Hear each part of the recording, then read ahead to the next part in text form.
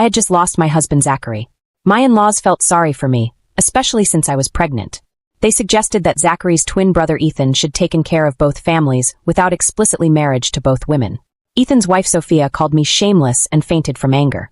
That night, I went to my in-laws' door. I wanted to persuade them to give up this idea. My in-laws, out of pity or desperation, suggested something unthinkable. That Ethan, Zachary's twin brother, should take care of both families. Not officially, of course, but as some kind of twisted responsibility. Ethan's wife, Sophia, called me shameless and fainted from rage. That night, I gathered my strength and went to my in-laws' room. I wanted to ask them to stop pushing this ridiculous idea. But as I approached the door, I heard voices from inside. My mother-in-law asked in confusion, "Zachary, it was clearly your brother who died. Why do you insist it was you?" My blood froze. Then I heard his voice. Calm. Heavy. "Mom, Sophia is fragile. If she knew my brother had died, she wouldn't survive it. And the one I've always loved is her. I only married Rachel, so my brother could be with Sophia. Now that I've given Rachel a child, I owe her nothing. From now on, I'll take care of Sophia in his place. Don't bring up this taking care of both families again. It'll only upset her." I couldn't breathe. The man I thought had died wasn't Zachary. It was Ethan. And the man I'd mourned, carried in my heart, cried for every night, he was alive. Alive and pretending to be someone else. My husband. My love. A lie. I stumbled back to my room, trembling. My face soaked with tears. Everything was a deception. The gentle care, the quiet strength, the years we spent together, all fake. A performance. The next morning, I came downstairs with swollen eyes and a pale face. And there he was, Zachary, sweetly serving Sophia breakfast. She looked like she belonged in his arms. Smiling. Triumphant. And when she saw me, she snuggled even closer, like she'd won. I said nothing.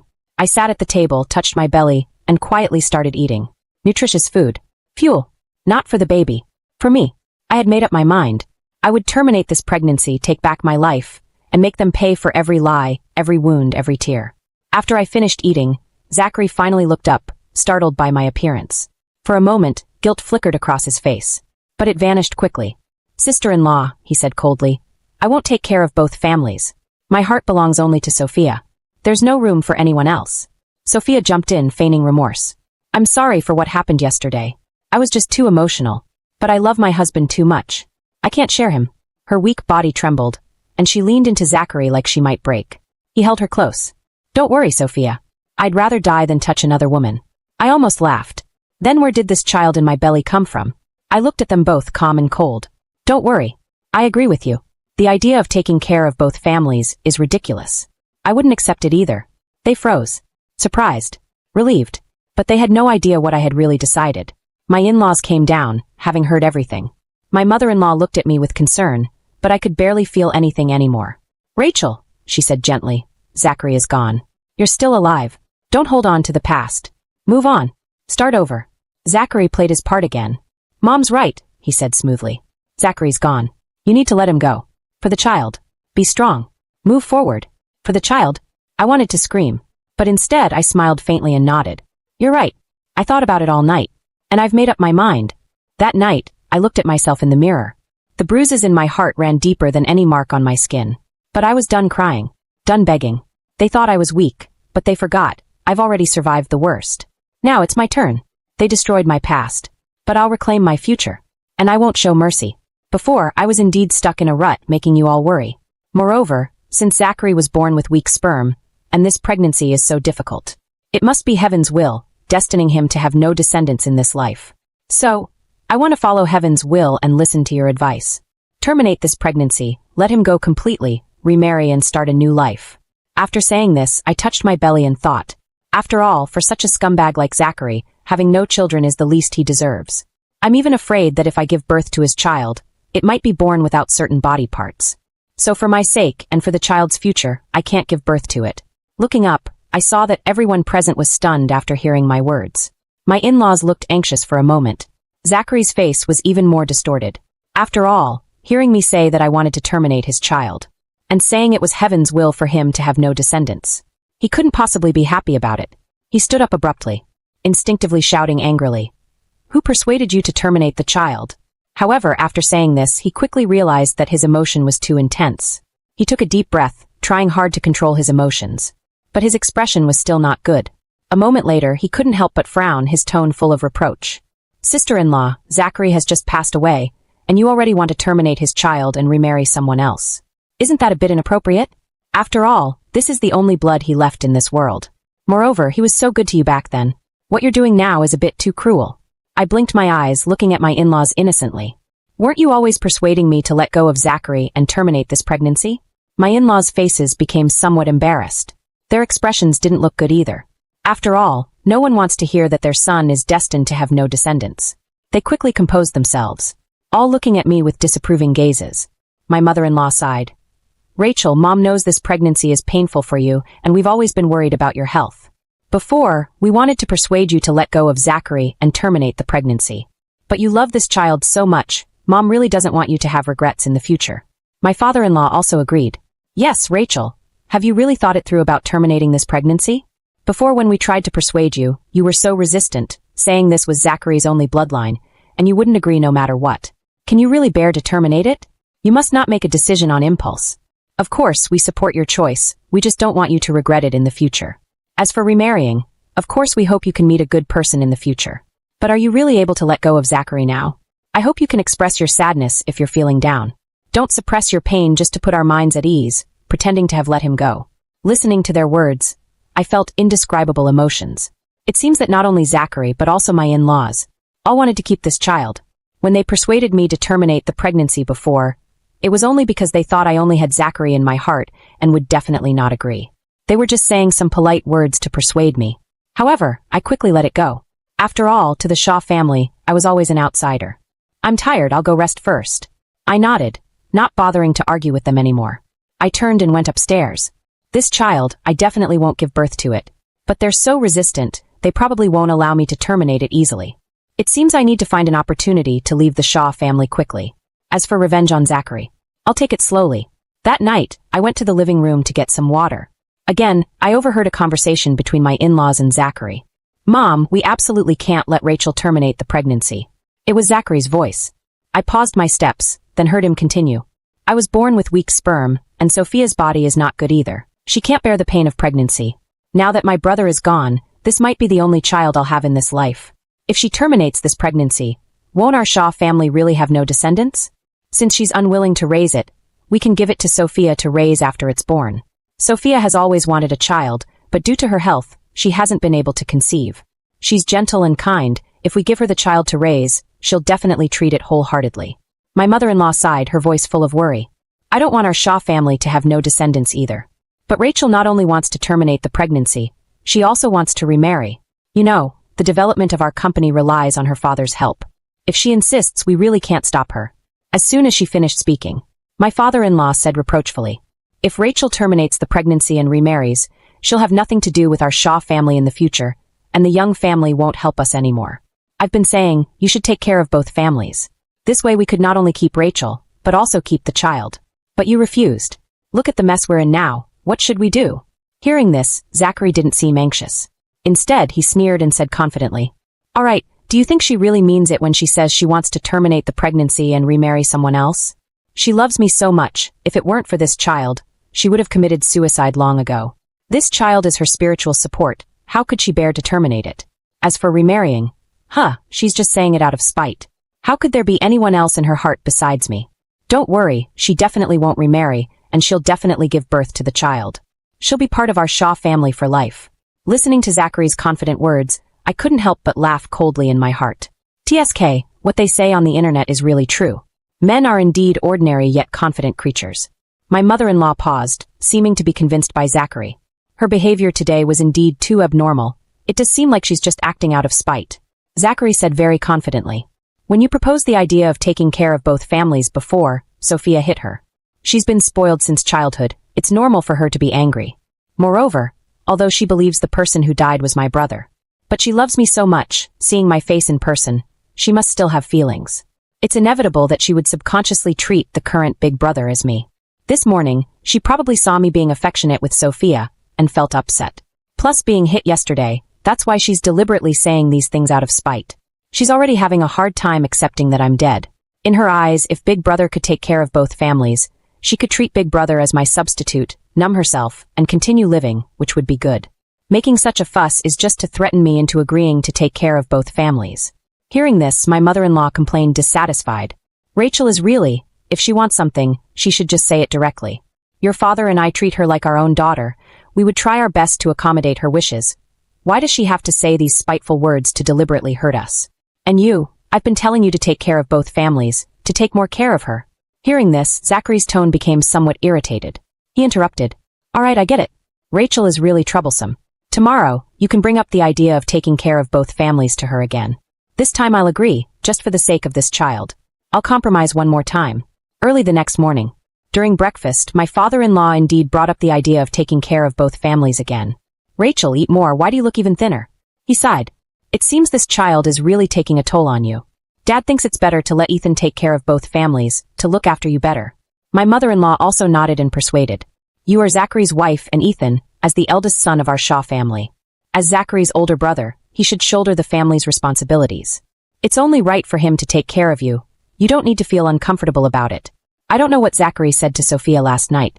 This time she didn't voice any objections. She just looked unhappy, clenching her fists tightly, staring at me with some jealousy and hatred. I raised my eyes to look at Zachary. Zachary's face was full of impatience, his tone not good. Huh, didn't you propose to terminate the pregnancy yesterday just to make me agree to take care of both families? Fine, for the sake of Zachary's child, Sophia and I will compromise a bit and agree to your request. Finally, he added, somewhat displeased. After I take care of both families, don't throw any more tantrums in the future, saying things like terminating the pregnancy and such, hurting us and this child's feelings again. Listening to his words, I almost laughed out of anger. He's done so many heartless things. And he still wants a child. May you have no descendants. Originally, I had some genuine feelings and reluctance towards my in-laws. But after hearing their conversation last night, I completely lost any feelings for this family. They were good to me only because of my father. To them, I was just an outsider they could use. This is good too. I won't have any misgivings in the future. I shook my head and said coldly, there's no need for the idea of taking care of both families. Big brother and sister-in-law should just live their own lives. As for my child, you don't need to worry about it. Early this morning, I had already called my dad, asking the driver to come pick me up. The person hasn't arrived yet, and except for me, everyone here is from the Shaw family. It's not advantageous for me, so I'd better not make things too difficult for now. So I tried to speak calmly to my in-laws. My dad is always worried that I'm too sad and might do something stupid. He said he wants to take me back to stay for a few days. My in-laws still wanted to stop me. But not long after I finished speaking, my dad came personally with the driver. They quickly smiled and sent me out. Seeing my haggard and thin appearance, my dad, a big tough man, reddened his eyes with distress. Naturally, he didn't have a good attitude towards the Shaw family. He glared at them with a black face, not bothering with the Shaw family at all, and just took me away. My in-laws looked at me with embarrassed expressions, while Zachary glared at me with a gloomy face, looking like he had been humiliated. In the past, I couldn't bear to let my in-laws and Zachary be embarrassed, so even if my dad was unhappy, I would coax him to have a better attitude. But now, I don't want to bother with this family anymore, so I just got in the car directly. After the car drove out of the Shaw house, I started to use soft words to coax my dad. My dad doesn't know about Zachary hurting me. He just thinks I've gotten thinner and more haggard because the Shaw family didn't take good care of me. That's why he's angry at them. My dad has always been very protective of me. I lost my mother when I was young, and he never remarried. He raised me like both a father and a mother, spoiling me to no end. People who know him say he loved my mom deeply, and after she died in childbirth, he almost couldn't go on living. It was I who gave him hope to live on. From then on, he put all his attention on me. Back when Zachary died, I was thinking that my dad and I might both be unlucky people, experiencing the pain of losing loved ones. I wanted to emulate my dad, treating the child as hope to live on, and raise it with all my love. But I never thought. My parents had true love. While I was just a joke. I met Ethan and Zachary when I was in kindergarten. I remember when I was very young, I liked to follow Ethan around. My dad saw that I liked him, and decisively approached the Shaw family, arranging an engagement between me and Ethan. Then he started to support the Shaw family, helping the Shaw family, who had just entered the middle class, to gradually start a business and establish a listed company. Later, my marriage partner changed to Zachary, and I was abused by someone. He was afraid the Shaw family would look down on me. To make sure I could live better, he helped the Shaw family even more. Until now, the Shaw family has tasted the sweetness. No wonder they're unwilling to let go, using me for so many years, and even hurting me so badly. I will make them pay it all back, with interest. I had already contacted a private investigator yesterday, monitoring the Shaw family 24 hours a day.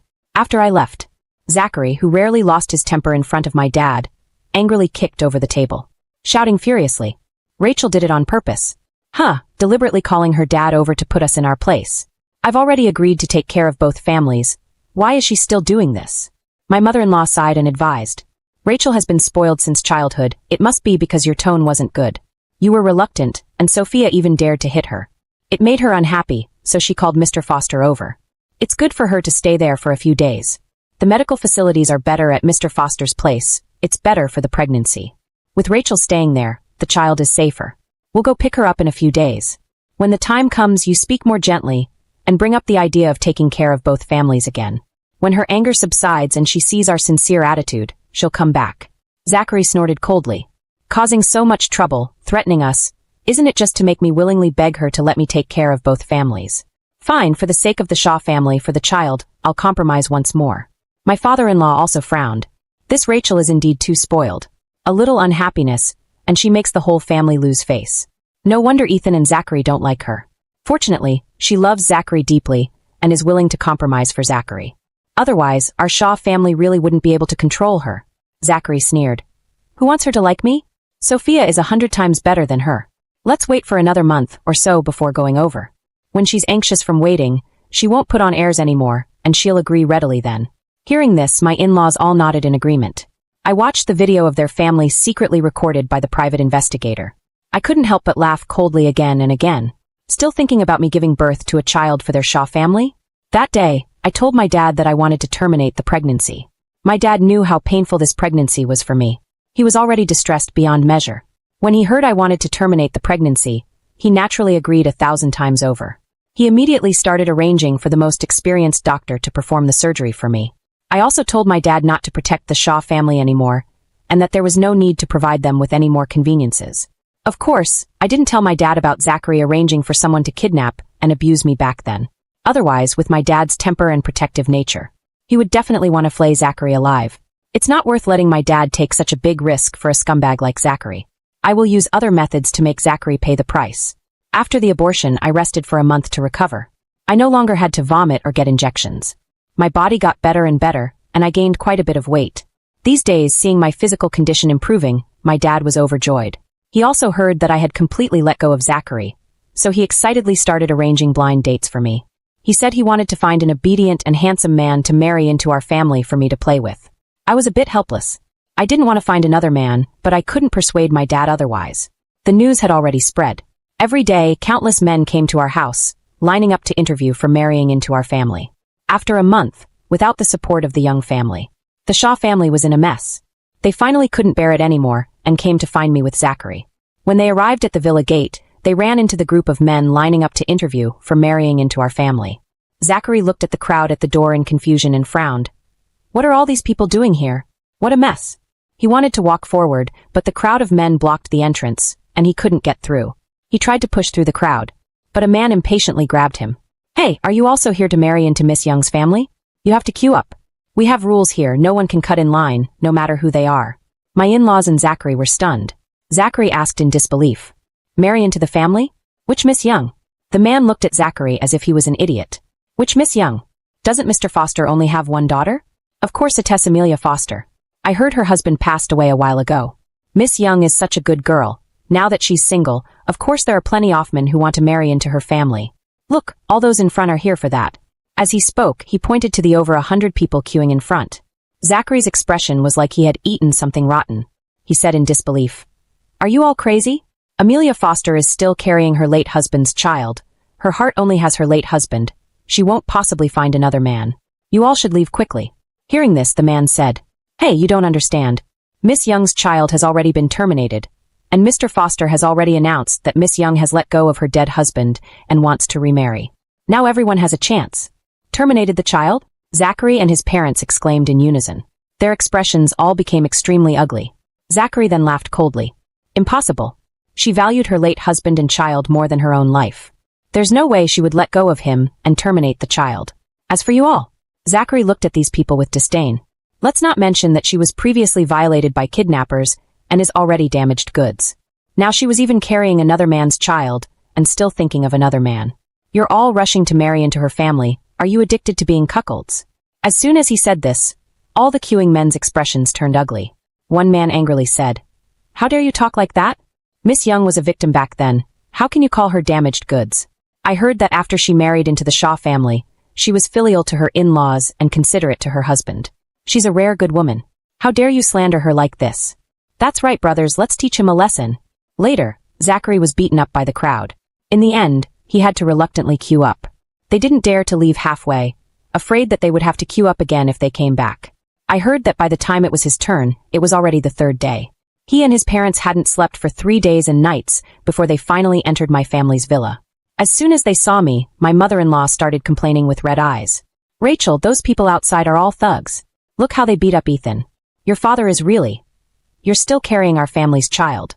Even if he cares about you, he shouldn't arrange for people to marry into the family without your consent. It's really unreasonable. This time you must talk to him properly and tell him not to be so willful in the future. Zachary stood coldly to the side and snorted. We've come to take you back. After all, you're Zachary's wife. It's not right for you to stay at your parents' home for so long. Also, I'm willing to take care of both families, to look after you and the child, and treat the child as my own. I'll treat you as my wife, but remember, Sophia will always be the first wife. I couldn't help but laugh angrily. First wife, second wife. How many years has it been since the founding of the country? He's still dreaming here. My mother-in-law looked me up and down and also smiled. The doctors at Mr. Foster's place are indeed good. In just over a month, you look much healthier. When we leave, let's bring those doctors back to take care of you. But I still have to say something about those people outside. They're really outrageous. They even said you terminated the child. Isn't that cursing people? It's really wicked. Hearing this, I finally broke my silence and said, what they said is correct. I did terminate the pregnancy. I've already let go of Zachary and am ready to start a new life. After I said this, Zachary and the others' expressions completely changed. What did you say? Zachary asked urgently. My mother-in-law also quickly said, Rachel, don't joke about this. I looked at them coldly and said calmly, now that I've terminated the pregnancy and Zachary is dead, I have no connection with the Shaw family anymore. I won't go back with you. You should leave and don't come back in the future. After saying this, I called security to escort them out. Zachary's face changed. He stared at me in disbelief, his expression ugly. Have you gone crazy? You're actually kicking us out? I've already agreed to take care of both families. What more do you want? All right, you've made your point. But there's a limit to playing hard to get. If you refuse this time, I won't come again in the future. Don't regret it then. My mother-in-law also laughed awkwardly. I see you've gained weight. How could the child be gone? You must be joking, right? Are you still angry about what happened before and trying to scare us? Rachel, Mom has to scold you now. You're too willful, always hurting our family's feelings. I couldn't be bothered to deal with them anymore, so I directly threw the abortion report at them. Then I had the bodyguards drive them out. I heard that after they were driven out. Looking at the report, knowing that I had indeed terminated their Shaw family's only bloodline, they all went crazy. They forgot for a moment that they still relied on my dad for a living. They started shouting and cursing outside, calling me shameless for killing their Shaw family's child. They cursed that I would surely be punished. The people queuing outside finally realized that they were from the Shaw family. Now hearing them curse me, and remembering that Zachary had called me damaged goods before, they all wanted to show off in front of me. They rushed up and beat them again, quite severely this time. I heard that in the end, they were lying on the ground, unable to even curse anymore. When my dad learned that the Shaw family had come and repeatedly slandered me, he was furious. He no longer showed any mercy to the Shaw family and started targeting them directly. At first, after Zachary and the others went back, they were still talking tough, saying that I had terminated the child and they wouldn't forgive me. Unless I got pregnant with another Shaw family child, they wouldn't agree to let me go back or allow me to pay respects at Zachary's grave. Otherwise, I would never be able to visit Zachary's grave in this lifetime. But within a month, the Shaw family went bankrupt under my dad's targeting. The Shaw family lost everything. Even their only villa was taken away. In the end, they could only end up on the streets. As for Sophia, when she married Ethan back then, it was because she saw that he was the eldest son of the Shaw family and could inherit the family business, so she could live a good life with him. Later, when Ethan died, she also realized that Zachary was pretending to be Ethan. But she didn't care, as long as whoever could inherit the Shaw family was her husband. Now that the Shaw family had no money, of course she wouldn't accompany them through hard times. Soon after, she became the mistress of a rich businessman, abandoning them. Zachary went crazy with anger, cursing Sophia as a whore, wanting to hit her. As a result, he was beaten half to death by the rich businessman's bodyguards. Mr. and Mrs. Shaw blamed him, saying that if it wasn't for him insisting on pretending to be Ethan back then, they wouldn't have ended up like this. He had ruined the entire Shaw family. Zachary, however, seemed to have grasped a lifeline. He earnestly told Mr. and Mrs. Shaw that I loved him so much if I knew he was still alive, I definitely wouldn't remarry. I wouldn't abandon their Shaw family still had hope. Then, he excitedly came to my house gate, shouting that he was Noah Parker, not Liam Parker. The person who died back then was his brother. He had lost his memory, so he thought he was Liam Parker. He said he remembered everything now, the person he loved was me, and he begged to see me. He also said that even though the child was gone, we could have another one. He had already forgiven me for terminating the pregnancy. As it happened, I had already collected evidence of Zachary arranging for someone to kidnap and hurt me back then. Uncle Cop came directly to my house gate and arrested him. Before leaving, he was still angrily struggling. "Let go of me. Do you know who my wife is? It's Amelia Foster. If you dare to arrest me, she won't let you off." I finally walked out leisurely and whispered in his ear, "Noah Parker, I've known it was you all along. You look like a real clown now. Oh, by the way, it's time for you to pay for what you had those kidnappers do to me back then." Zachary's eyes widened bit by bit as he looked at me in disbelief. You knew everything. Why I had been acting so abnormally. He understood it all now. He stopped struggling and fell to the ground, his face ashen. But soon he crawled up again, hugging my legs and begging for forgiveness, saying he did all this because he loved me. I laughed coldly, had someone pull him away, and turned back into the villa. Epilogue. Such a selfish man as Zachary would never look for reasons in himself. Now that he had fallen to such a state, he would only think it was Sophia's fault. So the day after he was arrested, he escaped. He didn't go anywhere else but found Sophia. He went crazy and stabbed Sophia to death. When my dad found out that the person who hurt me back then was Zachary, he flew into a rage. He wanted to break into the prison and tear Zachary to pieces, and was angry that I hadn't told him before. I smiled and stopped him, saying, "Dad, he's not worth you getting your hands dirty." Then I whispered a few words in his ear. He burst out laughing, finally giving up the idea of taking action himself. Under my dad's maneuvering, Zachary's death sentence was changed to life imprisonment. After all, letting him die so easily would be too good for him. Then, following my suggestion, he found several very special cellmates for Zachary. One who liked men, one who liked to play BDSM games, and one with violent tendencies who liked to abuse others. My dad gave money to their families, asking them to tell their family members to take good care of Zachary when they visited, to ensure that he would have a very exciting life in there for the rest of his days. Later, I never married. Instead, I started working in my dad's company, learning business from him. My dad often patted my shoulder approvingly and said, "Daughter, I feel more at ease handing over my business empire to you yourself. Men can't be relied upon. Fortunately, you have this talent." Although he said this, he was still afraid I would be lonely, always thinking of finding someone to marry into our family as a diversion for me. The men lining up for interviews stretched from our home to the company. But I refused them all. Later, my dad stopped being obsessed with finding someone to marry into our family, and instead found many male models who were good at pleasing people to entertain me. He said these men were all very clean, all medically checked. He would change a batch every few days. No emotional attachment, just good at making people happy. Male models who only required money. I tried hard to suppress the pain in my heart. When I was 32 years old, I suddenly had the idea of having a child. So I went to a sperm bank and chose one. After 10 months of pregnancy, I gave birth to a daughter who belonged only to me. She looked very much like me when I was little. Seeing that I had taken over the company, my dad simply retired to take care of the baby at home. With his doting, the little girl became an unstoppable little devil. I was always very troubled, wanting to persuade my dad not to spoil the child so much. He wouldn't listen, saying, "I spoiled you so much and you still suffered when I wasn't paying attention. My dear granddaughter needs to be even more pampered, so she will never suffer in the future." When my daughter was 2 years old, one night when she was half asleep, nestled in my arms, she said, "Mommy, I actually met you a long, long time ago." I asked amusedly, "How long ago was that?" She said softly, "I don't remember clearly. I only remember Mommy saying she was afraid of giving birth to me without a butthole, so she told me to come find you again in a few years." "Mommy, what does without a butthole mean?" She blinked her innocent eyes and looked up at me. I smiled awkwardly. "Go to sleep, little kids shouldn't ask so many questions."